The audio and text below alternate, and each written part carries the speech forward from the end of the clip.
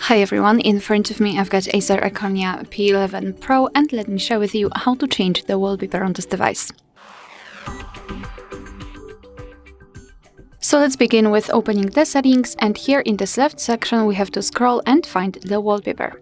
Right here we've got some albums from which we can choose the wallpaper from, so live wallpapers which are animated, Google Photos, so here basically you've got your photos, wallpaper and style, and wallpapers where we've got pre-installed options. So simply tap on the specific section, and as you can see we've got only one option which is pre-installed and it is currently applied, so I have to choose something from my photos. So let me tap on it and find the photo which we would like to apply.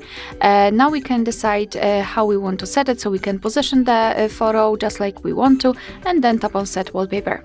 Now you can decide to where you want to set it, so as a home screen, lock screen, or both, and I will choose both options, so let me tap on it.